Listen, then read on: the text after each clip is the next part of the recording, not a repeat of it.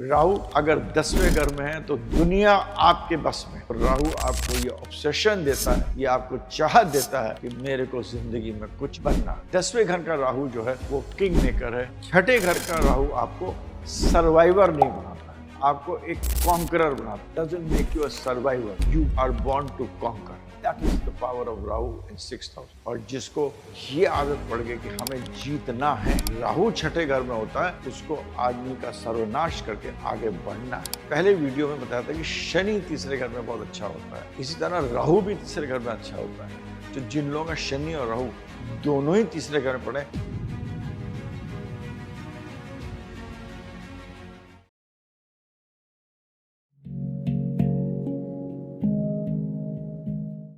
नमस्कार, आप देख रहे हैं शंकर रावल एस्ट्रोलॉजी, हमारी सीरीज जिसमें कि हम प्लैनेट्स की बेस्ट प्लेसमेंट्स के बारे में बता रहे हैं। उसका ये 3rd एपिसोड है। पहले 2 एपिसोड्स में मैंने आपको जुपिटर और सैटर्न के बारे में बताया था, और आज हम एक ऐसे प्लैनेट के बारे में बात करा रहे हैं जिसको कि बहुचर्चित है, बहुत इंपॉर्टेंट है, और बिना इसके कुछ नहीं हो सकता दुनिया में, और वो है राहु। अगर आपके कुंडली में राहु सही जगह पर है तो ऐसा राहु आपको कहीं भी पहुंचा सकता है। राहु विस्तार का कारक होता है, राहु भ्रम का कारक होता है, राहु परसेप्शन का कारक होता है, राहु विजडम का कारक होता है, राहु की सोच बहुत बड़ी होती है। राहु ऊपर आकाश है तो स्पेस, जितना भी स्पेस में जो भी काम होता है वो सोचने का कारक राहु होता है, अलग से सोचने का कारक राहु होता है। दुनिया जो सोच रही है उससे अलग रास्ता, अलग दिशा, अलग अलग तरीके से सोचने का कारक राहु होता है। तो बिना राहु के अगर आप आज की तारीख में आर्टिफिशियल इंटेलिजेंस है, तरह तरह के बिजनेस हैं, पॉलिटिशियंस जो बड़े बड़े हैं, बिना राहु के तो आप आगे जा ही नहीं सकते। अगर आपको कोई बहुत ही उच्च कोटि स्थिति में पहुंचना है तो राहु का होना बहुत जरूरी है, राहु के विस्तार का होना बहुत जरूरी है। राहु ऊपर भी ले जाता है, मगर राहु में एक चीज ये भी है, अगर आपका राहु प्लेसमेंट ठीक नहीं है, आपके कर्म सही नहीं है, तो राहु आपको देता भी है और दे के ले भी लेता है। राहु टेक्स आफ्टर गिविंग, तो राहु दे के ले भी लेता है। राहु में ये बहुत इंपॉर्टेंट चीज है। तो हम राहु के बारे में संक्षिप्त में मैं इतना बता रहा हूँ। अब हमें ये बताइए, आप लोग नोट करिए अपने पत्री में, आपका राहु कहाँ प्लेस्ड, किस जगह, किस हाउस में प्लेस्ड है, और फिर हम लोग डिस्कस करते हैं राहु का बेस्ट प्लेसमेंट्स कौन से हैं और वहां पर वो क्या रिजल्ट्स देता है। सबसे स्ट्रॉन्गेस्ट प्लेसमेंट है राहु का। राहु अगर 10वें घर में है तो दुनिया आपके बस में। तो Rahu 10th house is very very important. अगर राहु 10th हाउस में है तो आपके जितने भी कर्म हैं, आपके जितने भी एक्शंस हैं, वो सब आपके विस्तार के लिए हैं, आपके प्रोफेशन के लिए हैं, आपको पैसा कमाने की शक्ति के लिए हैं, आपके मतलब जो भी आप करना चाहते हैं वो एक अलग होगा, अलग स्तर का होगा, और आप उसी प्रकार के सारे कर्म करेंगे। तो राहु 10वें घर में की शक्ति अपार होती है। राहु की शक्ति इस 10वें घर में, राहु आकाश होता है और आकाश का कोई तह नहीं होता है। तो राहु 10वें घर में आपको मतलब आपका जो प्रोफेशन है, प्रेस्टीज है, उन सब के लिए राहु 10वें घर में सबसे अच्छा घर है। आदमी को बहुत ही एम्बिशियस भी बनाता है, और जब तक आदमी महत्वाकांक्षी ना हो, एम्बिशियस ना हो, आदमी आगे बढ़ नहीं सकता। उसकी चाहत ना हो तो आप आगे कर नहीं सकते। तो राहु आपको ये ऑब्सेशन देता है, ये आपको चाहत देता है कि मेरे को जिंदगी में कुछ बनना है। 10वें घर का राहु जो है वो किंग मेकर है। 10वें घर का राहु आप ज्यादातर पॉलिटिशियंस, राजाओं, बिजनेसमैन, इनके घर में 10वें घर का, इनके पत्रियों में आप 10वें घर का राहु पाइएगा। और जो भी लोग किसी भी जहां तरक्की करेंगे, ऊपर बढ़ेंगे, अपने ही क्षेत्र में अगर आप राजा बनेंगे, तो 10वें घर का राहु आपको बहुत मदद करता है। 10वें घर का राहु तभी अच्छा होता है जिनके की इच्छा ये होती है कि हम अलग हट के कुछ करें, आउट ऑफ द बॉक्स कुछ करें, हम कुछ अनकन्वेंशनल करें। राहु 10वें घर में तभी अच्छा होगा जब आपकी बुद्धि ठीक हो, आपके कर्म करने का आपकी इच्छा हो। जब बुद्धि कर्म दोनों चीज का समावेश होगा और आपकी ये एक मनोवृत्ति होगी कि आपको आगे बढ़ना है, कुछ करना है और अलग हटके करना है, तो ये 10वें घर का राहु आपको ऊंचाई पे जरूर लेके जाएगा। 10वें घर का राहु ये चीज होती है कि वो कहता है कि जो रूल्स हमने बनाए हैं मैं उसको फॉलो नहीं करूँगा, मैं एक पथ पे नहीं चलूँगा, मैं ये भी देखूँगा, मैं वो भी देखूँगा, मैं अलग हट के करूँगा, मैं अलग दिशा में करूँगा, अलग चीज़ करूँगा, अलग तरीके से सोचूँगा। अगर मतलब एप्पल में देखिए लोग कहते थे बड़ी चीज़ें बनती थी, बहुत बड़ी-बड़ी चीज़ें बनती थी। उसने छोटा-सा एक आईपॉड बना दिया जिससे कि एप्पल की पूरी मतलब कहानी ही बदल गई। सोच थी, ये राहु की सोच है क्योंकि वो ऐसा सोचता है जो दूसरे लोग नहीं सोचते हैं। ये होना बहुत ज़रूरी है और ये राहु जो है, ये 10वें घर का राहु पे क्षमता होती है ऐसी सोच देने की। हम लोग अगली प्लेसमेंट के बारे में बात करते हैं, वो है राहु तीसरे घर में। जब राहु तीसरे घर में होगा तो यहाँ पर आदमी बोल्ड होगा। तीसरा घर बोल्डनेस का होता है।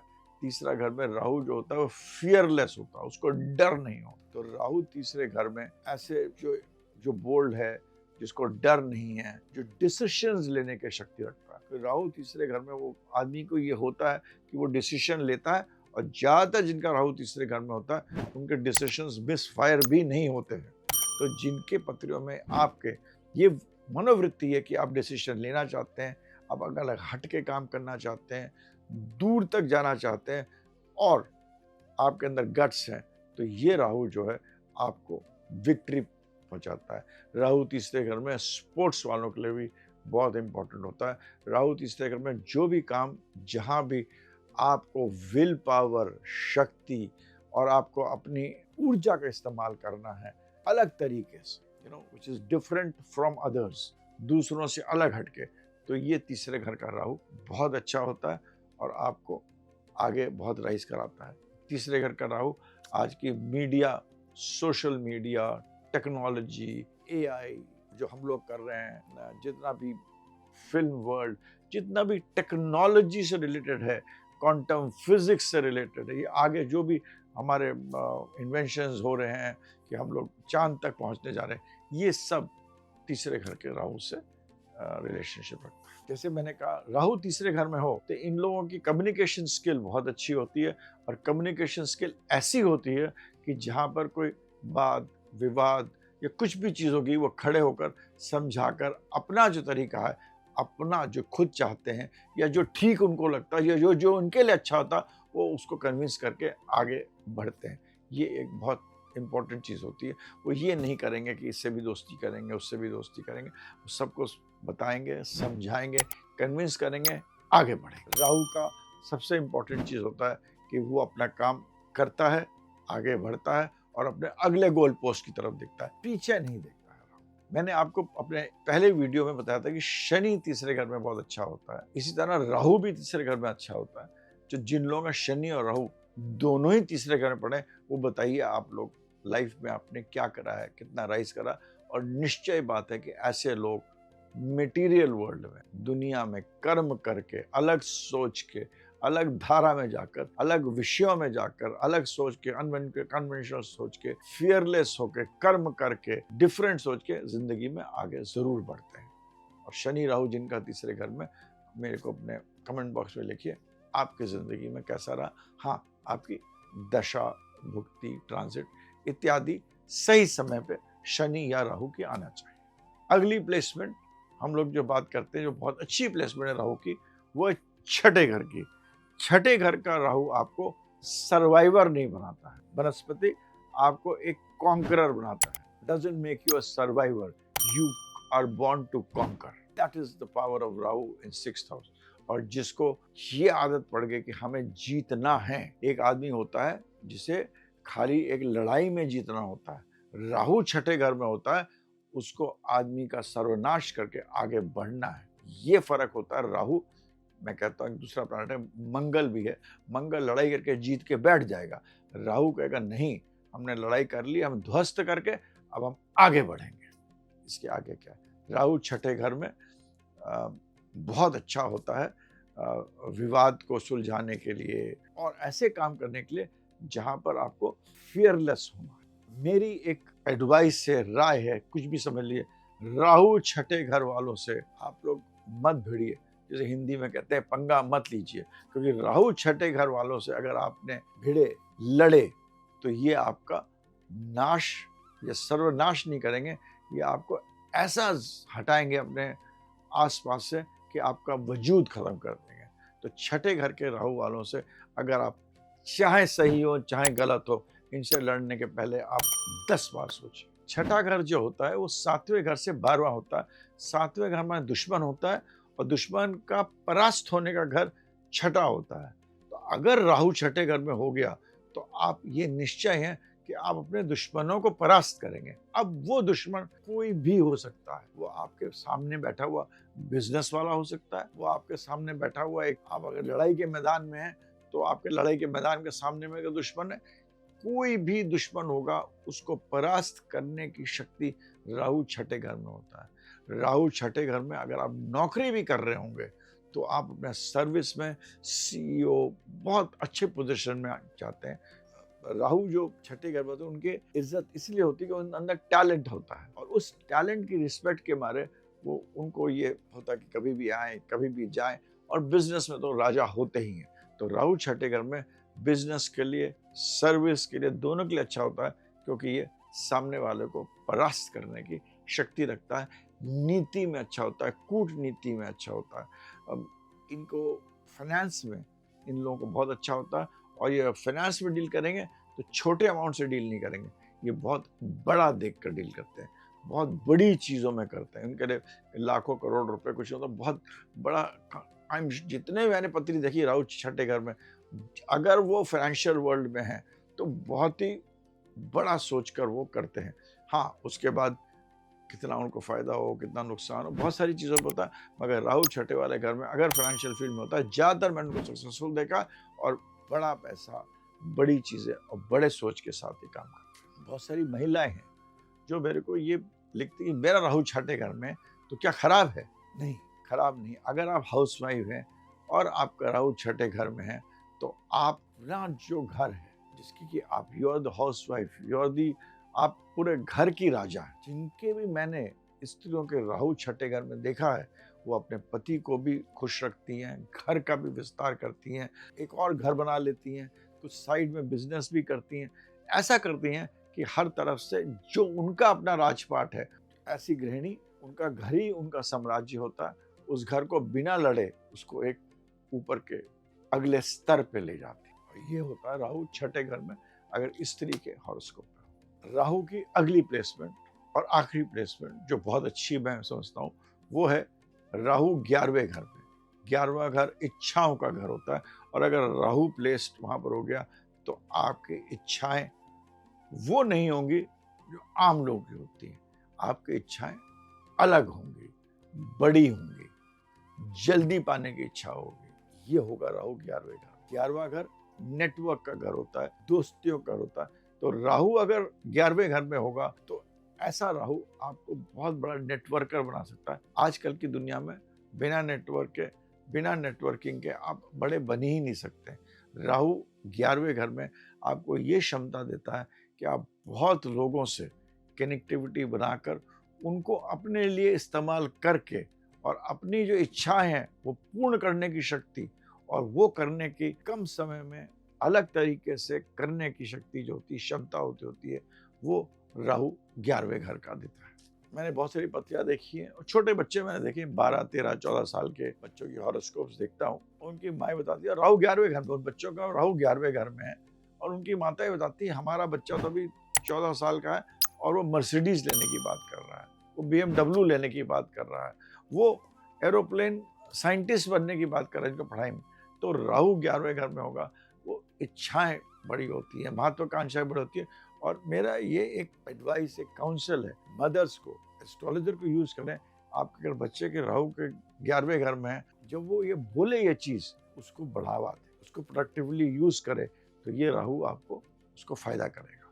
राहु 11वें घर में इच्छाओं को असीमित कर देता है और ये शक्ति भी देता है उसको पूरी करने की। ये राहु 11वें घर में, राहु 11वें घर का जब एक्टिवेट हो जाता है तो आदमी को करियर में फायदा होता है, अनकन्वेंशनल वे से भी पैसा कमा सकता है। अनकन्वेंशनल वे के मतलब ये नहीं कि गलत तरीके ही से पैसा कमाए, अनकन्वेंशनल वे है कि जैसे कि कुछ अलग चीज़ करके पैसा कमाए।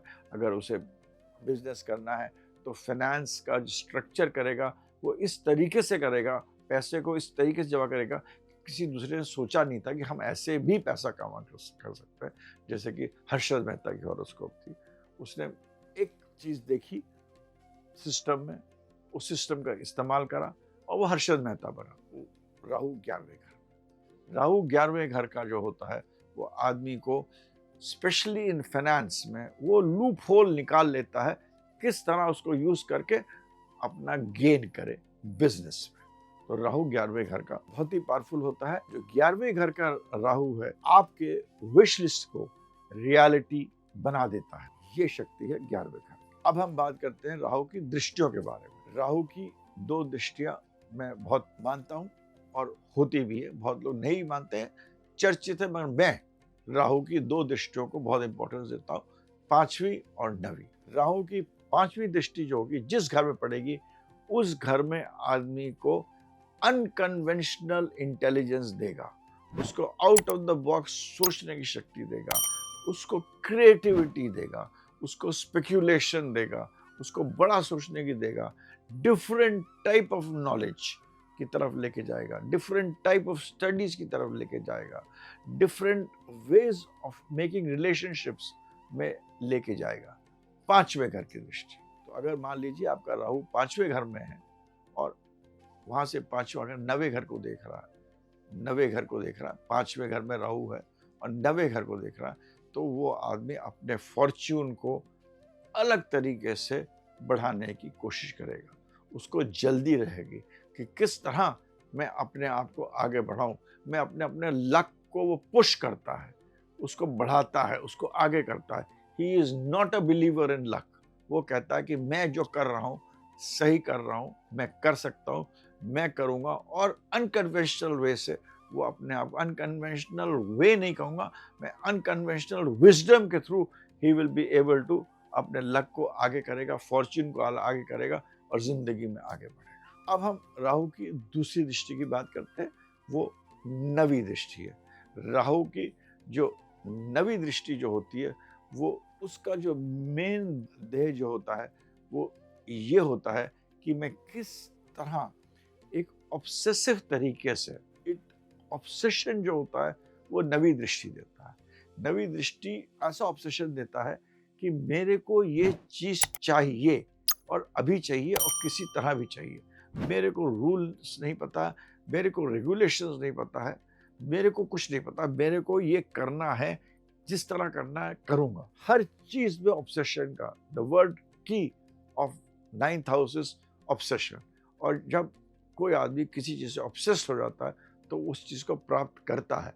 और राहु का ऑब्सेशन ऐसा होता है कि अगर मान लीजिए 9वीं दृष्टि 4थे घर में पड़ रही है, राहु की 9वीं दृष्टि 4थे घर में पड़ रही है, तो वो ऐसा आदमी होगा, वो अपने घर की तरफ, उसको एक घर मिलेगा, मिल गया, उसके बाद वो कहेगा अब बड़ा घर बना। एक BMW मिल गई, थोड़े दिन चलाएगा, उसके बड़ी गाड़ी, जो भी बड़ी गाड़ी, मर्सिडीज लेगा। मर्सिडीज मिल गई, उसके आगे कोई और गाड़ी, मतलब वो खत्म नहीं होती है। जब भी 9वीं दृष्टि होती है उस आदमी को ऑब्सेशन होता है, और जिस चीज से ऑब्सेशन होगा उस चीज का कोई अंत नहीं होता है। वो एक चीज पाएगा, उसके बाद वही चीज दूसरी, वही चीज तीसरी, वही चीज चौथी, ये चीज होती है 9वीं दृष्टि में। तो राहु की 9वीं दृष्टि का की वर्ड होता है obsession, obsession and obsession. Rahu के बारे में बहुत कुछ बताया। राहु बहुत ही इंपॉर्टेंट ग्रह है। राहु जो है आपको सक्सेस देता है, पैसा दे सकता है, मगर ये जरूरी नहीं है कि वो स्टेबल रहे।